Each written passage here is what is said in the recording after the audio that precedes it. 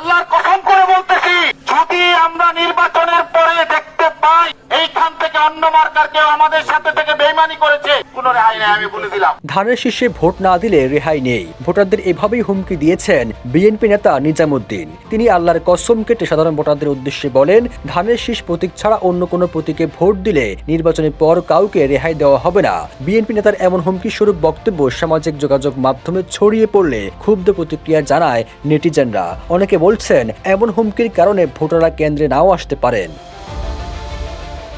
Viral বক্তব্যে BNP নেতাকে বলতে শোনা যায়, এখানে ১৬০৮টি ভোট আছে, যদি এখানকার ১৫০০ ভোট কাস্ট হয় আর ২০০ ভোটও যদি বাহিরে যায়, ইনশাল্লাহ আমরা ধরে ফেলবো। মনে রাখবেন, কে কে কোন মার্কায় ভোট দিয়েছেন সেটা বের করতে আমাদের কারো কাছে যাওয়া লাগবে না, কারণ আপনাদের পেছনে আমাদের গোয়েন্দা লাগানো আছে। ৩০ জানুয়ারি নারায়ণগঞ্জের সোনাগাঁও উপজেলায় নির্বাচনী প্রচারণা একটি উঠান বৈঠকে এই বক্তব্য দেন উপজেলা বিএনপির সাংগঠনিক সম্পাদক নিজামুদ্দিন। নারায়ণগঞ্জ ৩ আসনে বিএনপি প্রার্থী আজহারুল ইসলামের পক্ষে নির্বাচনী প্রচারণা করছেন তিনি।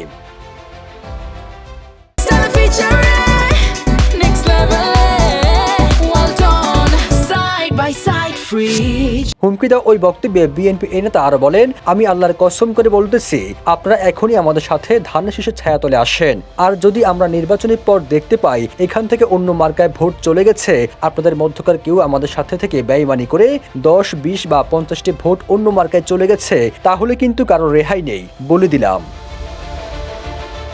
ভাইরাল হওয়া বক্তব্যের বিষয়ে বিএনপি নেতা নিজামুদ্দিন গণমাধ্যমকে জানান, আমার আত্মীয় স্বজনদের নিয়ে একটি দাওয়াত শেষে উঠান বৈঠক করেছিলাম। এ সময় আমার কিছু আত্মীয় স্বজনদের সামনে ওই মন্তব্য করেছিলাম, কিন্তু অন্য কোনো এলাকায় কিংবা মানুষকে এমন কথাবার্তা বলিনি।